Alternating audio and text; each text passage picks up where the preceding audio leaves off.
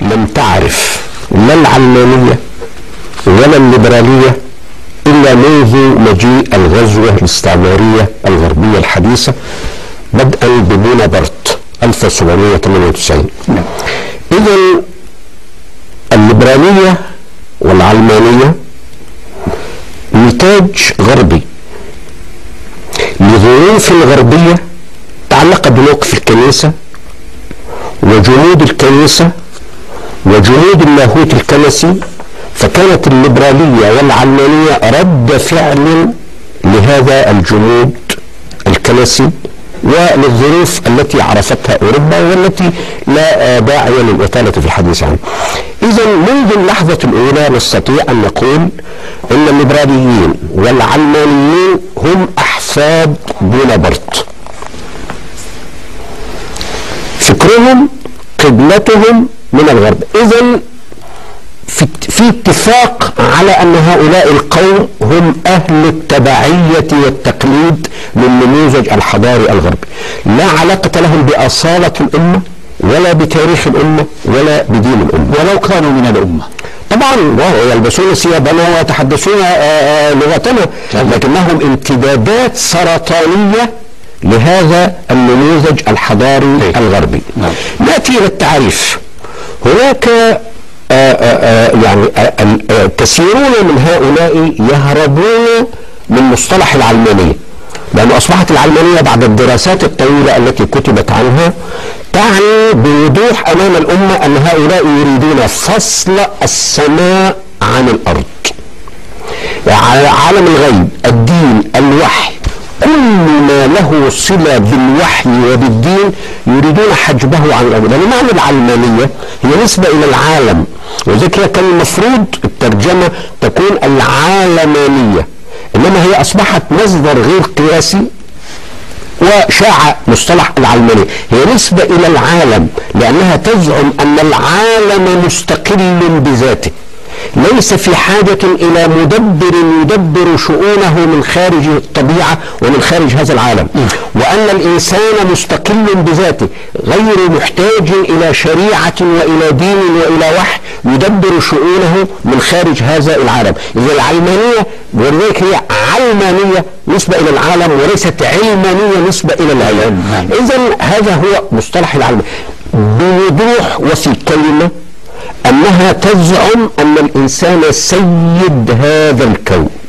ولذلك فحريته لا سقف لها. وذلك كل المجتمعات الليبرالية والعلمانية في الوقت الذي نتحدث فيه الآن تبيح وتقنن كل المحرمات من الزنا بالتراضي إلى الشذوذ الجنسي. ده كله الاتحاد الأوروبي الآن شرط دخول الاتحاد الأوروبي أن يكون مفهوم الحرية، المفهوم الليبرالي للحرية هو أن الإنسان باختياره وبالتراضي يصنع ما يشاء. إذا هي ترى في الإنسان سيدا للكون. لا يمكن قبول هذه الفلسفة وهذا المفهوم في إطار الإسلام. لماذا؟ لأن رؤية الإسلام والمسلم للكون أن الإنسان ليس سيدا للكون، وإنما هو خليفة لسيد الكون، وكيل نائب. والخليفة والوكيل والنائب له حرية، ليست الحرية الليبرالية. الحرية الليبرالية لا سقف لها من الدين، إنما حرية الخليفة محكومة بإطار يعني عقد وعهد من استخلف هذا الإنسان. إذا الإنسان حر، وفي الإسلام الأمة مصدر السلطات، لكن ليس بالمعنى الليبرالي، لأن بالمعنى الليبرالي أنها تصنع ما تشاء، البرلمان يستطيع أن يحل الحرام ويحرم الحلال. إنما في الإسلام الحرية، حرية الخليفة حر في إطار ثوابت العدالة الإسلام اللي هي الشريعة الإسلامية. إذا مفهوم أن الإنسان سيد الكون هذا هو جذر الليبرالية وجذر العلمانية. وذلك الإمام محمد عبده له عبارة جيدة يقول: الإنسان عبد لله وحده وسيد لكل شيء بعده، لأنه سخر له هذا الكون. إذا الجمع بين سيادة الإنسان وبين عبودية الإنسان لله سبحانه وتعالى بفلسفة الإسلام في مكانة الإسلام للإنسان في هذا الكون. وبالتالي الذين يهربون من مصطلح العلمانية، يخجلون من مصطلح العلمانية، لأن أصبح واضح أن العلمانية هي اللا دينية، وبالذات إذا كانت علمانية شاملة تعزل السماء عن الأرض. يهربون من هذا إلى مصطلح الليبرالية، باعتبار يقول لك يا أخي الليبرالية هي الحرية، وهل أنت ضد الحرية؟ نقول لهم نحن لسنا ضد الحرية، بل نحن مشوقون للحرية، نجاهد في سبيل الحرية، لكن مفهوم الحرية عندنا هي مفهوم حرية الإنسان الخليفة لله سبحانه وتعالى، المضبوطة حريته بضوابط عقد وعهد الاستخلاف. ولذلك يعني نحن نعرف حرية هذا الإنسان بأنها الحرية التي في إطار الشريعة الإسلامية، وليست الحرية المنفردة. هو تعريفهم هم للحرية يا دكتور؟ هو الإنسان سيد الكون. يعني إذا كان يعني مثلا حرية الرأي عندهم ماذا تعني؟ يعني حرية الرأي عنده لا سقف عليها فيما يتعلق بالمقدسات وبالأديان وبكل هذه. يعني يسب الرسول صلى الله عليه وسلم؟ الناس يسب الرسول، ده هو مهمته ورسالته اقتلاع الدين. أنا دون أن أتحدث عن أسماء، لأن الله سبحانه وتعالى أمر بالستر، والرسول علمنا منهج ما بال قوم ولم يعلمنا أن نذكر الأسماء. واحد من هؤلاء الليبراليين أستاذ فلسفة في الجامعة ويدرس هذا الكلام للطلبة. ماذا يقول؟ إن الله لم يخلق الإنسان، وإنما الإنسان هو الذي خلق الله. أعوذ بالله.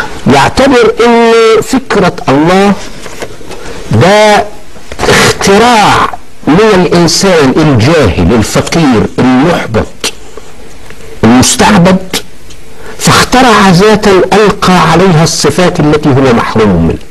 فإذا تحرر الإنسان وتقدم يبقى لا داعي لوجود هذه الذات، ويعتبر أن كلمة الإنسان الكامل أدق من كلمة الله، ويدعو إلى إلغاء كلمة الله من حتى من اللغة.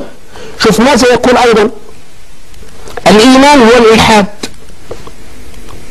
يدعو إلى تحويل الدين إلى أيديولوجية، وتحويل الأيديولوجية إلى فكر إنساني، أي تفريغ الدين من الدين.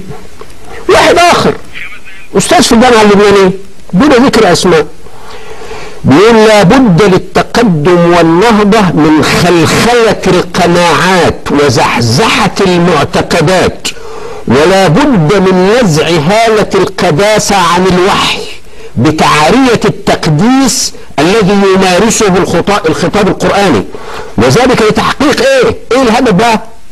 وذلك لتحقيق مرجعية العقل وحاكميته وإحلال سيادة الإنسان مكان إمبريالية الذات الإلهية. ده كلام منشور في كتب موجودة في المكتبات وعلى الأرصفة من هؤلاء الليبراليين وهؤلاء العلمانيين. يعني ليس فقط. وأنت يا دكتور محمد تتحاشى أن تذكر اسم هذا، الأولاني حسن حنفي والثاني علي حرب. طيب دكتور محمد، يعني يقال بأن الليبراليين يعني هم سفراء غير معتمدين في الدول الإسلامية. أنت بعد هذا التعريف وبعد هذا المدخل، وأكيد بأن المشاهد لديه فكرة وتصور كامل، بالأخص عندما حوصر حجم العلمانيين في إطار ضعيف جدا، ثم خرجوا لنا بما يسمى بالليبرالية، وهي إنما صفحة أخرى من نفس المفاهيم ونفس المعاني. فيعني ماذا يريد هؤلاء منا؟ شوف، يريدون منا ما صنعته العلمانية بأوروبا. ماذا صنعت العلمانية والليبرالية بأوروبا؟ نعم. أنا نشرت كتيب هو يعني بحث لقسيس ألماني وعالم اجتماع، التقينا في حوار إسلامي مسيحي في مبنى الحضارة الإسلامية في عمان، مؤسسة آل البيت. الرجل كان البحث عن الدين والعلمانية، فقال خلاصة البحث، وأنا كنت أعلق على هذا البحث فنشرته لأهميته: شهادة ألمانية. عنوان كده نشرته: مأزق العلمانية والمسيحية في أوروبا، شهادة ألمانية. قال إن العلمانية قتلت المسيحية في أوروبا. فأصبحت أوروبا فراغ من الدين. ثم عجزت العلمانية عن أن تجيب على أسئلة الإنسان اللي كان يجيب عليها الدين. نعم. فأصبحت أوروبا فراغا، لا هي مسيحية ولا العلمانية ملأت هذا الفراغ، فانفتح هذا الفراغ أمام كل العقائد المختلفة من عبادة الشياطين إلى الأوثان إلى ديانات آسيا. أصبحت الحياة عبث. والإسلام، وقال الإسلام يتمدد في أوروبا لهذا السبب. أتعلم أن أوروبا الذي يؤمن فيها بوجود إله، مجرد يقول إن في إله 14%، الذين يذهبون للكنيسة 10%، فرنسا 8% الذين يذهبون للكنيسة، ويذهب إلى الكنيسة كأنه ذاهب إلى ماتش كورة، ليس هناك دين. ولذلك لماذا يتمدد الإسلام في أوروبا؟ لأنه أصبحت أوروبا ليست مسيحية. وذلك الآن الكنائس الموجودة في أوروبا كي تجتذب زباين لها تعمل ديسكو وتعمل، أوروبا ليست مسيحية. وذلك الآن الكنائس الموجودة في أوروبا كي تجتذب زباين لها تعمل ديسكو وتعمل اختلاط وتعمل، بل وتزوج الشواذ وفيها رجال دين شواذ. كان الشيخ الغزالي عليه رحمة الله يقول هذه الكنائس خانت مسيحيتها. إذا العلمانية قتلت الدين في أوروبا. إذا دي شهادة القسيس الألماني. أنا بقى